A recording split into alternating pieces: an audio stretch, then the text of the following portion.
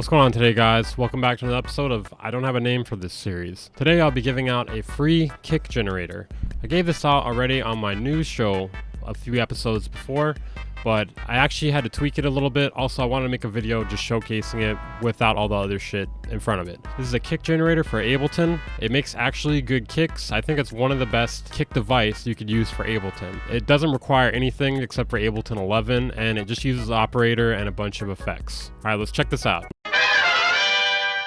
What's going on? I'm Weaver from the future and I need glasses. Thank you to Rob and Steven for making this kick generator. I couldn't have done it without them, mostly because they did all the work. In order to install it, you just drag and drop it either into Ableton or into your user library and then just drag and drop it from there or double click it. So I'm gonna break down the device for you guys here real quick. It's operator, it's got an EQ, it's got a saturator, it's got a gate, another EQ, pre and post. It's got a drum bus, glue compressor, mostly for the soft clipping action, and that's about it. Alright, so the way this thing works here is you just play a note on your keyboard.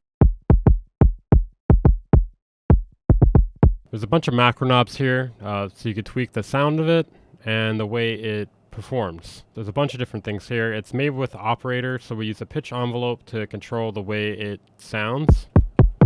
So if you want a soft kick, you're going to turn it more to the left. If you want a hard kick, turn it more to the right. But if you want it harder than that, don't worry, there's more settings than that.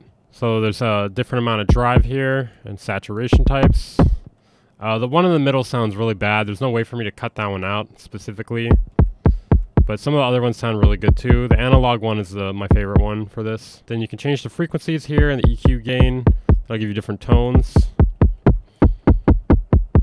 Certain settings, if you put them too far on here, will make it sound bad. I tried to stop it from letting you do that, but there's only so much I could do. Then you can change the clip input here. There's a bus dry wet here, bus drive, bus transient. Then there's also an ability to add a sub note here. Thank you to drum bus. So you can full on turn this into an 808 if you want to as well.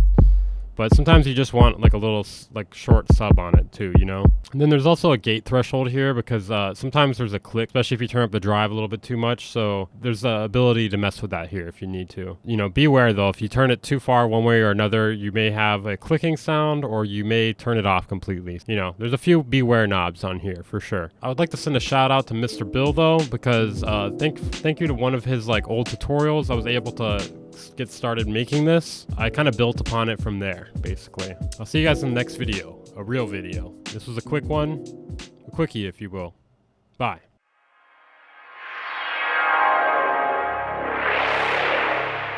The Band Incorporated.